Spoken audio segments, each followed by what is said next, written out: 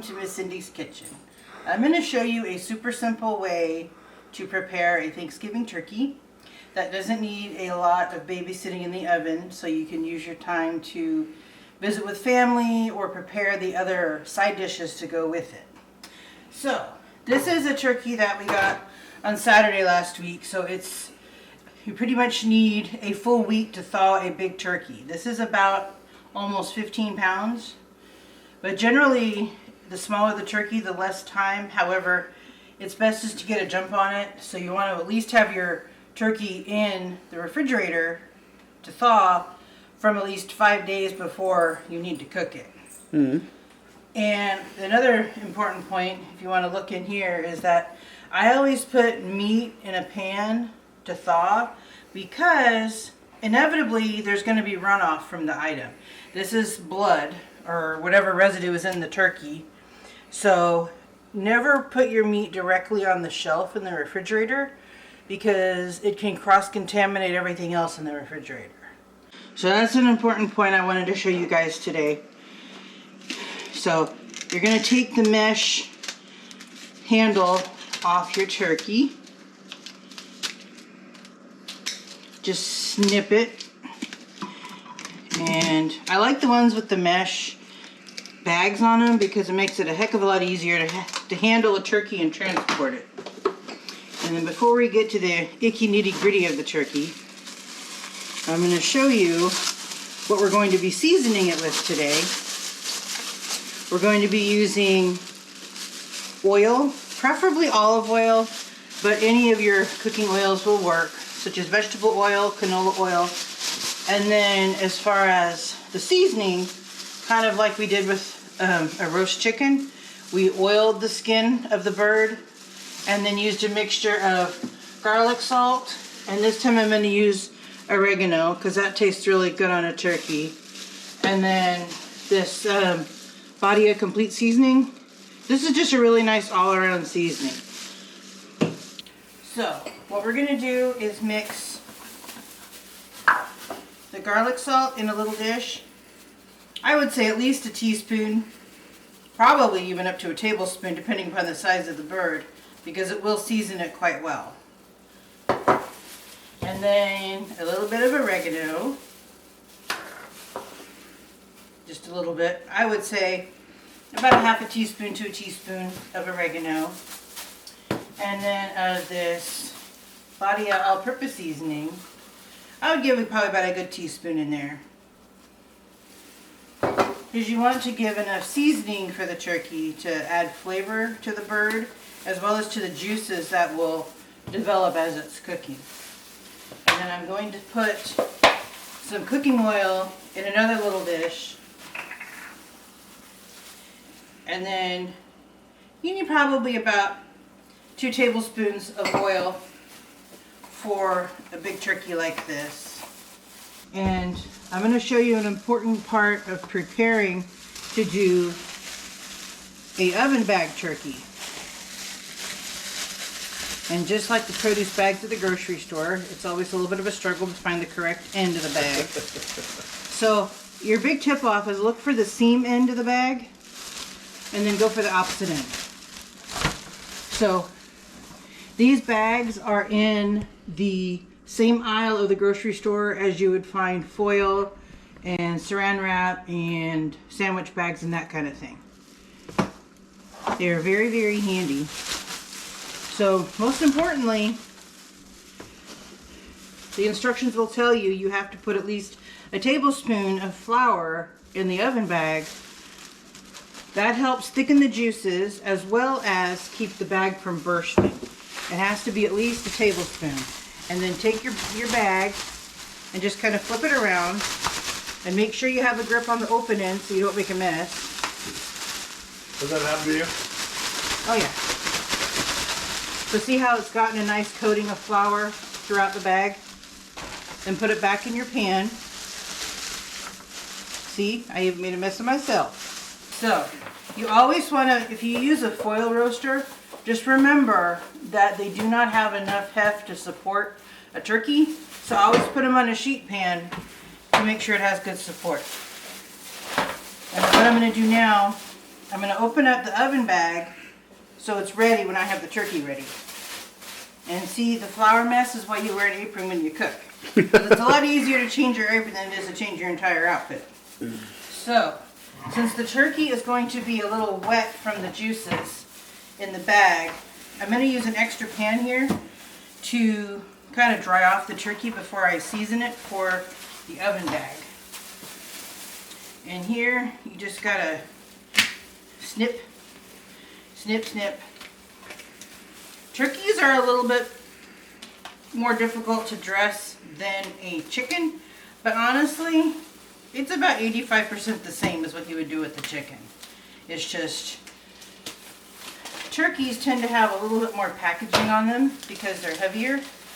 And if you look, some turkeys have a plastic truss, which is how they fasten the bottom end of the turkey together, so it's nice and compact for the packaging. So here they have very kindly taken the tail off the turkey and made a little rubber band out of the tail skin and tucked its legs in there. So that's a truss for the turkey. Sometimes it is a hard plastic band with hooks that you kind of have to wrestle out of the bird. And this is the funny part about turkeys. Their necks are always up their back end. Kind of like a politician, right? So just set the innards aside. And then, just like you're handling a toddler who needs a diaper change, pick up the bird. Preferably not on its head, but you gotta get the packaging off. Oh! I'm gonna put this in here so I can get some of the liquid off of it. So for the sake of convenience, I'm just going to move this aside for now. Now the other important thing is the other spare parts for the bird are going to be in the neck end. This will be like the heart, liver, kidneys, and thankfully Butterball is kind enough to put them in a little pouch. Makes it a lot easier. Some people use them to make gravy, but I've never been a fan of giblets, so just is not for me. And I don't need this big skin patch. If you were to stuff a turkey, you would leave this patch on here, because when you stuff a turkey, you kind of need the extra flap to hold everything in. But if you have extra skin, all it does is just make for more stuff to throw out when you open up the turkey at the end of the cooking process. And plus it has just a lot of fat and other stuff on it. So, now, you'll be amazed at how easy it is to do a turkey with an oven bag. It's a lot easier than having to baste it every 30 minutes while you're trying to visit with family or have kids or pets that need attention. When did you start using an oven bag? I've been using it for a long time. And I would say at least 20 years. 20 years? Because prior to that, we would always go to a parent's house where they cooked the turkey. And cooking it on my own, I realized that this is actually quite a good idea. So this is the extra skin flap, which was holding the back legs together. And all this waste you can freeze until trash day. Otherwise, it'll attract pets or wild animals. And actually, they did tuck the turkey tail inside, so I usually cut it off because I don't think it really adds anything to the presentation or the flavor of the turkey. And I'll put that in my scrap bag. Okay, so now just pat dry the turkey one more time and make sure it's reasonably dry, because the oil won't stick to the turkey if it's wet. Did you know the saying, oil and water don't mix? Yeah, it also happens to be with the turkey too. So just sprinkle the oil on it and then just give the turkey its last final massage before you put it to bed in the roasting pan. And then I'm going to flip this puppy over. And actually I should dry it off a little bit more on the back side because it was pretty wet from the wrapper.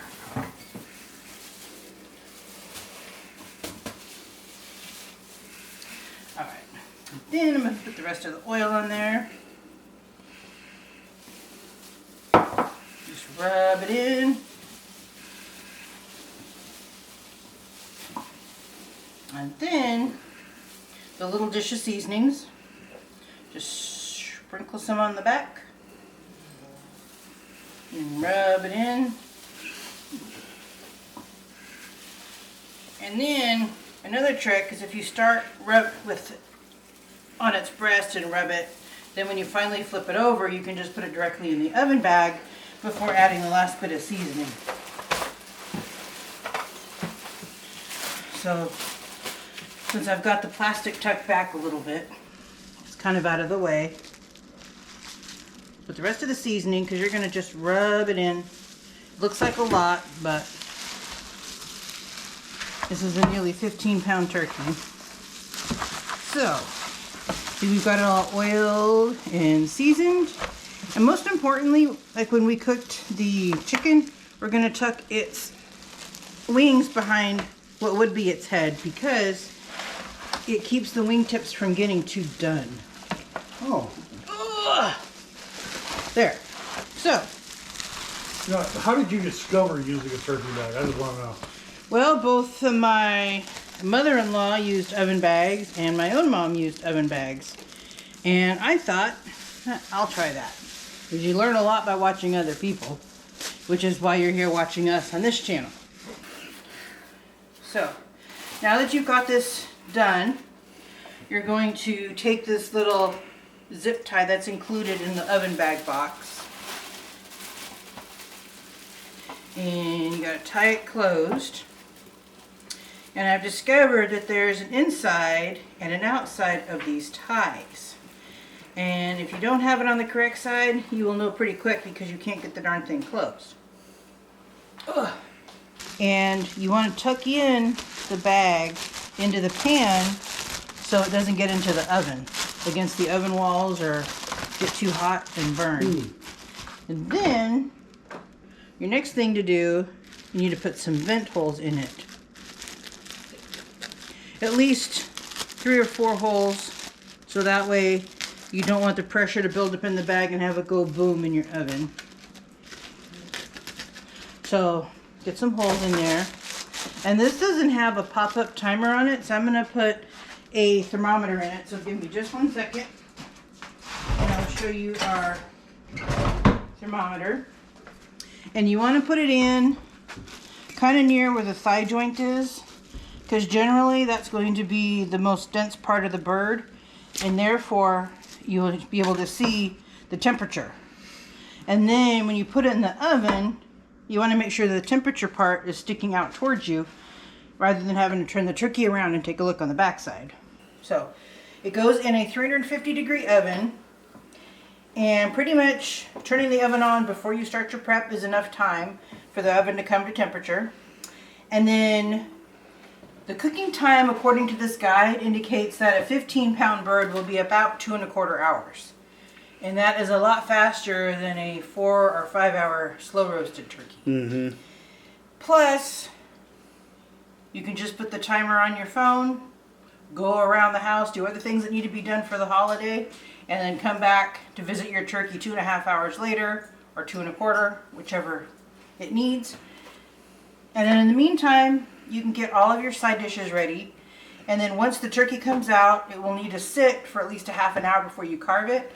And that's often enough time to finish up the casseroles that need to heat in the oven, which is already nice and warm from the turkey. So, we'll come back to you after this turkey is done, and you can see how yummy and delicious it looks. Welcome back to Miss Cindy's Kitchen. I'm going to show you a delicious side dish to accompany the turkey that's already in the oven baking. Okay, and it calls for 3 cups of cooked sweet potatoes. And basically, you scrub your sweet potatoes and cut them in half.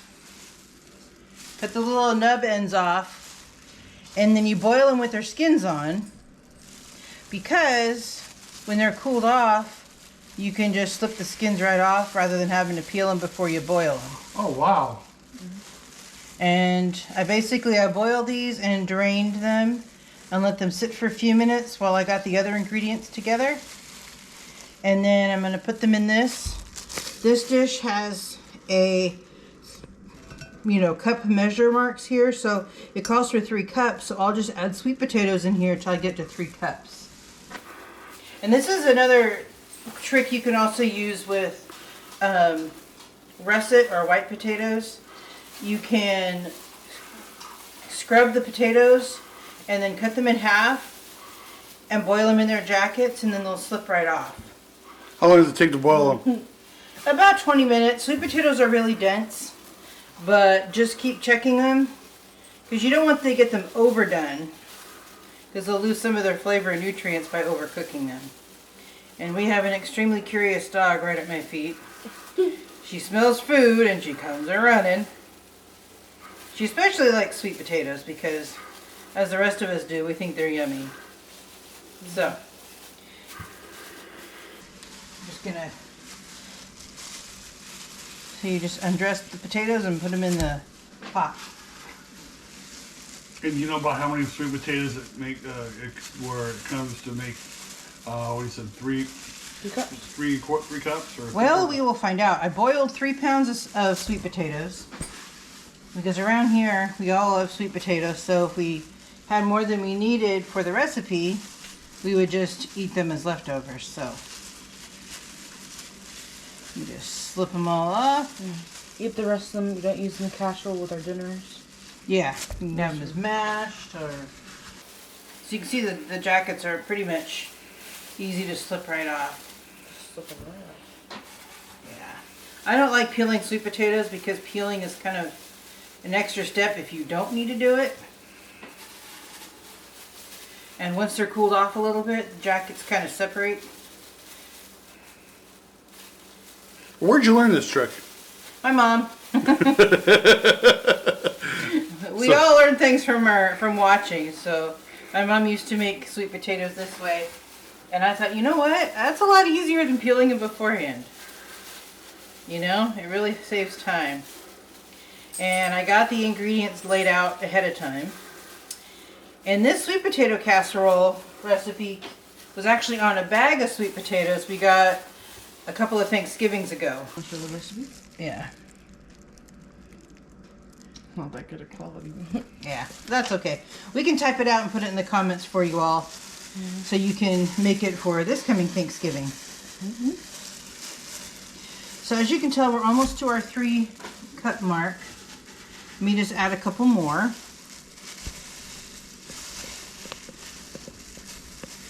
This is going to go in a 9x13 pan. And we need to grease the pan, so we'll just use a little bit of butter to grease the pan. So, as you can tell, these are pretty squishy already. So that's actually, it's at the 4 cup mark before mashing. So once you mash them, it'll be closer to the 3 cup mark. So I'm just going to throw another little chunk in there just for good measure. Because you have it. Yep. And too much is not. Too much is better than too little. Yep. Yeah. So now I'm going to mash these up a little bit. And they're nice and soft. Sorry. I know, the squishy wet sound of mashing potatoes. No, it's the dog coming over right as you start mashing. Oh yeah, she wants her bit. You can hold the dish. So, and then we have 2 beaten eggs to go with this. I always crack it into a dish. I always crack things into a dish so that way if you have shells, then you don't have to worry about contaminating the rest of your dish. Now I noticed you tap the eggs on the counter rather than tapping them on the edge of the bowl. I find it's easier when you crack eggs just to crack them on the countertop. So we're going to beat in, got the eggs, and then this calls for 2/3 of a cup of sugar, And we keep our white sugar in a pourable container because it's easy for coffee as well as for recipes. It keeps it dry and it's convenient to use. So 2/3 of a cup of sugar. Do you know what brand the container is? I think it's an Anchor Hocking brand because it's got the Anchor logo on it. And then we have a 1/2 cup of butter softened. And a 1/2 cup of butter is 1 whole stick of butter. Really? And it always has these convenient markings on it. But all manufacturers that I know of with 1/4 pound sticks, they all equal a 1/2 cup. It's just a convenient measure to be consistent. Just like a pint of cream is always 2 cups of cream. It's not going to vary much. Can you use margarine? You could, but margarine is 1 molecule away from plastic, so I prefer to use the real thing. So we got the butter and the sugar, and then it also calls for vanilla. So we got 1 teaspoon of vanilla. Yeah, a little overflow in that, but that's not a bad, not a problem. A little more is better, not enough. Yep. And then we need a 1/3 cup of milk. And in most recipes, it's preferable to use whole milk or 2% because it has a little bit more body and is not as watery as the other kind. So I accidentally poured out a 1/2 cup because I was talking, but it's okay. Measuring pitchers are good because it's easier to pour right back in the container. So, Oops, good splash. yep, hope I didn't get the camera wet. Nope. So we're just going to use the masher to mix this up because it's already here. And it's just to keep all of our tools clean. Making that great suction sound. Oh, That gives someone the giggles here. don't make me laugh. So we got the ingredients mixed up. And Dahlia's coming over to check on everything. She's kind of like Ratatouille, the rat in Ratatouille. She wants to know everything that goes on in the kitchen. Kind of like our mascot here, just Exactly. waiting for something to hit the floor. She's like, please drop something, please. And so our topping is going to take a 1/3 of a cup of butter, melted. So what I'm going to do is take a 1/3 of a cup off of this stick of butter. And a 1/3 of a cup, if you look at the wrapper, it will give you a measurement guide. So, yeah, so four tablespoons is a 1/3 of a cup. So that's 1, 2, 3, 4. So a 1/3 of a cup. It's approximately 1/2 a stick. That's 1/4 a cup. Let's see. Because if that's 1/2 a cup, half of that would be 1/4 of a cup. Yeah, you're right. Good point.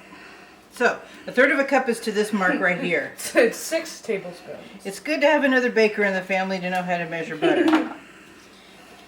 Because when someone's eyes get tired. All right. So that butter's going to go get melted. So we're going to pause it here for just a moment while we go melt the butter in the microwave. And we're back and we've got the 1/3 cup of butter melted. Now, how long did you melt the butter? About 20 seconds just so it's kind of runny. That's from already being softened. Right, it was already softened. So, and we also greased the pan while we were on our brief break while the butter was melting. So, and you used what for it to grease the pan? I just used some butter from the butter wrapper. Oh, okay. So you just basically just took what was left and just put it in there. Okay, that's a genius. Yeah. Ready? And then we're going to use a 1/2 cup of flour for the topping. I keep my flour in a Tupperware bucket so it keeps it nice and airtight. And I put that in there. And then we're going to use brown sugar. 1 cup of brown sugar. And with brown sugar, you always want to pack it down because that's just how you measure it properly. So, okay. So you just pack it in there, and then just get a little bit more. And whenever you're measuring dry ingredients, you need to use flat standard measuring cups because the measuring pitchers are for liquid ingredients. And then we have 1 cup of chopped nuts.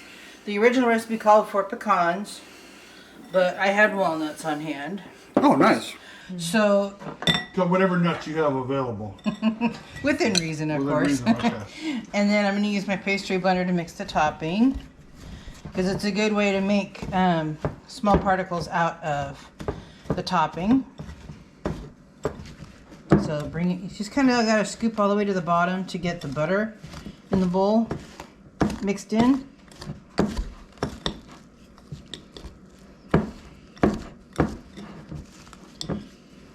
So look at that nice crumb topping. That looks nice. With a little bit that tried to escape here. And then our next step. As long as your counter is clean, you can take anything and put it back in the bowl. Yeah, that's the importance of wiping down the counter prior to assembling a recipe. Just gave that another good little mix. And she's back. Dahlia's like, can I lick the spoon? Alright, so I've got a scraper and we're going to pour this into the pan.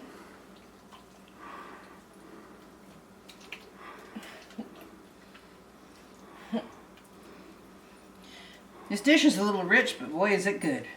Got lots of butter and sugar in it. So, just spread it around. See those chunks of butter in there? They'll melt. Yeah. So just gonna smooth it out. And I think you can almost add more sweet potatoes than this for this size casserole pan. Big It hunk calls of for butter. it calls for a 9 by 13 pan with 3 cups of sweet potatoes. I think you could easily do a bit more.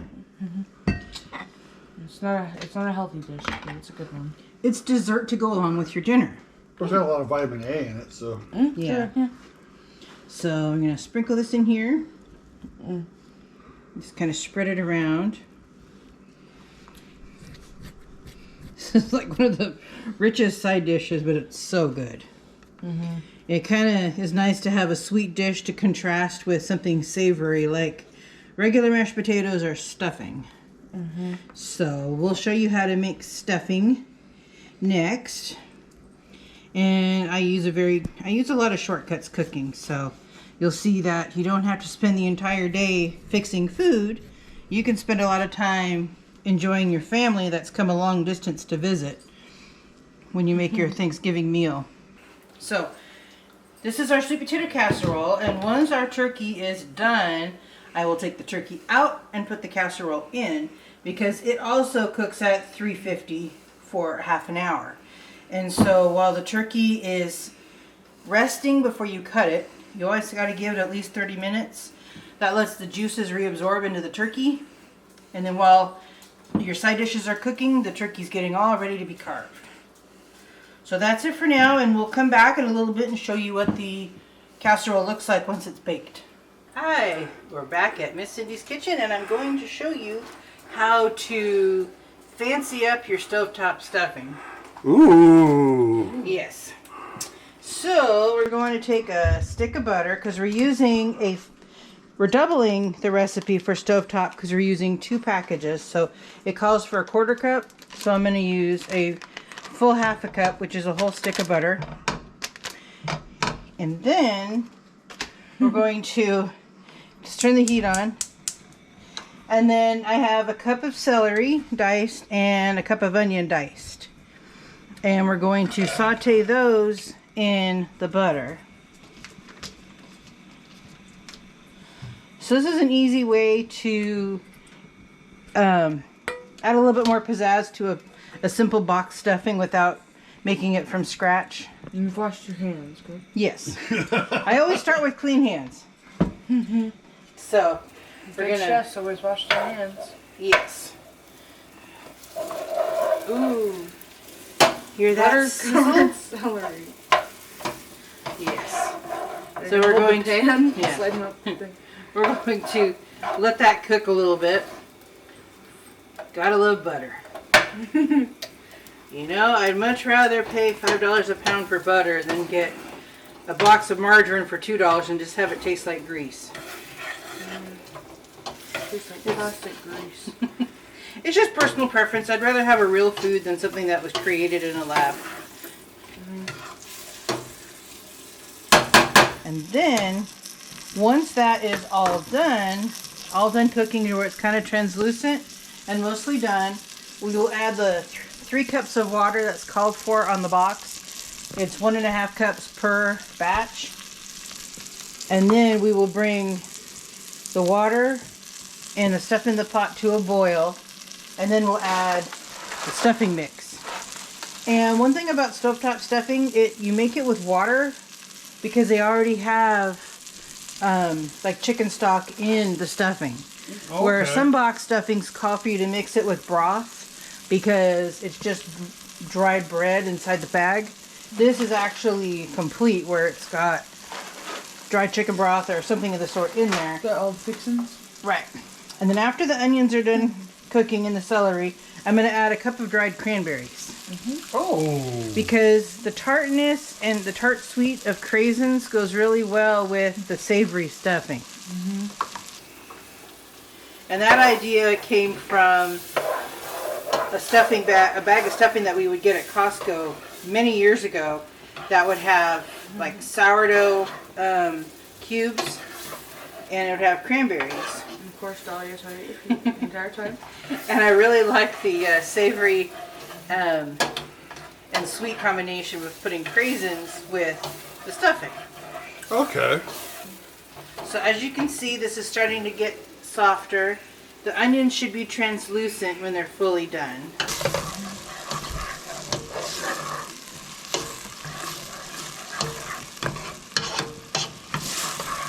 So basically this stovetop stuffing, the benefit of this is that you can eat it straight after cooking it on the stove, whereas a lot of other stuffings need to go in the oven for a bit to finish.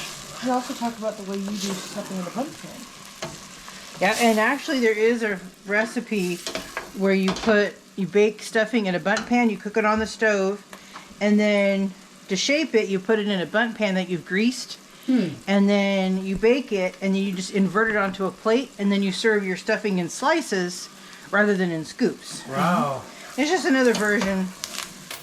You know, we may make a future episode showing you different side dishes for the holidays because everybody has big meals for Thanksgiving and Christmas and Hanukkah, and then I know that Diwali also falls in the in this fall time of year, but I don't know if they do the whole stuffing and turkey bit. They have other dishes that are their specialties, but anyway, since the onion and celery are mostly cooked, I'm going to go ahead and add in the water.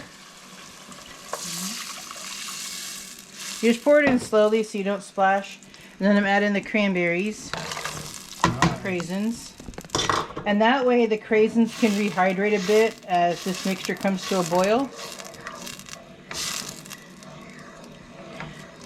The next best thing to watching grass grow is waiting for something to come to a boil on the stove. Yes, I think we've all been there. Sitting there waiting for it to boil, and you're like, please hurry up. Yeah. And I got the flame pretty much on high, so it should happen pretty quick.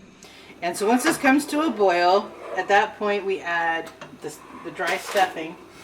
And this recipe is just on the side of the box. The only change I made is adding the vegetables and the craisins before adding the water and then the stuffing. Could you, I mean, instead of craisins, we could put like raisins or dates or anything else, or is it just like You could, but the flavor contrast is best with the tartness and sweet of cranberries. And plus cranberries are kind of people associate them with the holidays. Like cranberry sauce with their turkey or whole cranberries for decoration. So this will come to a boil pretty quick, and I'll get the stuffing ready to go.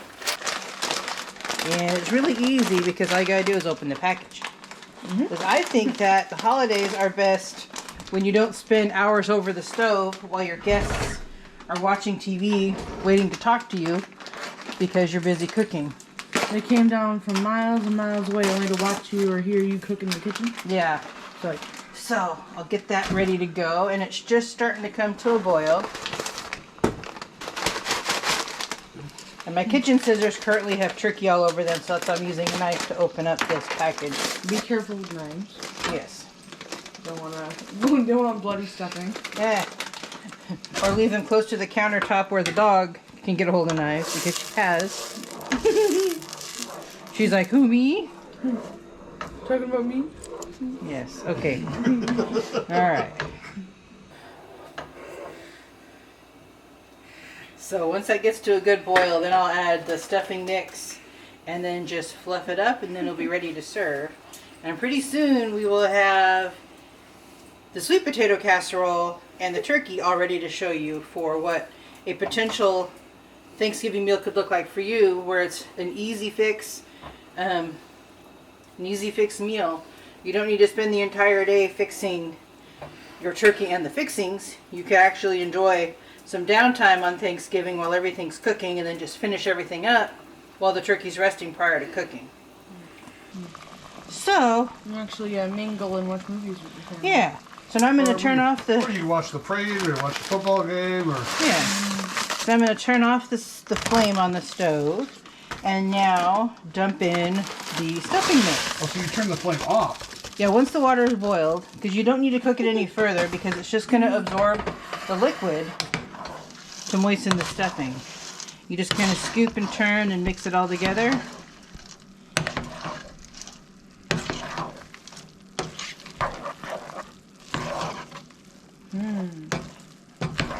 And it just needs to sit for a few minutes for all the liquid to absorb.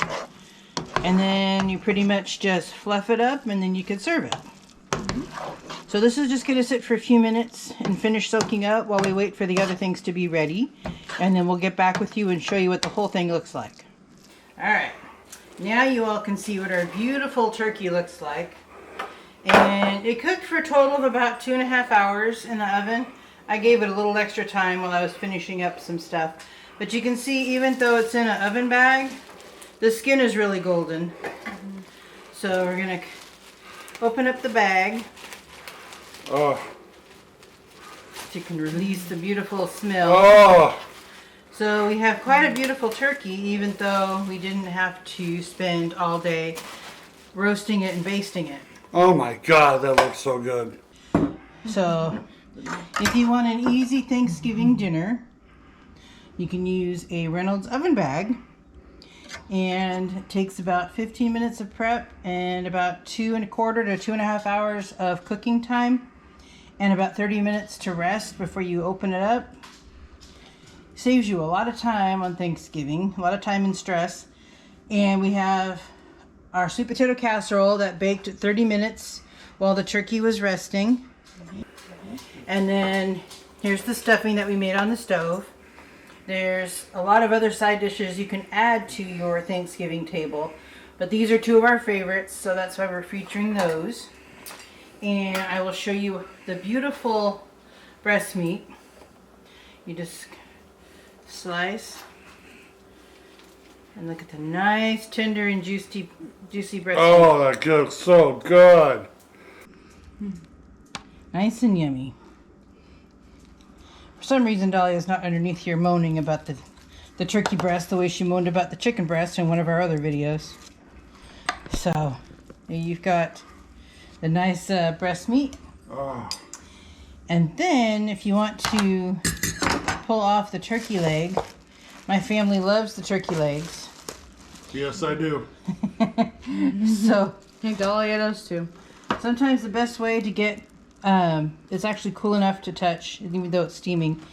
Basically, you pull it up and back a little bit, and you can open up the joint, so you can actually cut through the joint relatively easily with a sharp knife, and just pull the leg off. See? Oh, wow. Look at that nice juicy meat. It's falling off the bone almost. Make sure Dahlia doesn't grab it off the... Right now, she's more interested in the butter wrappers in the trash can.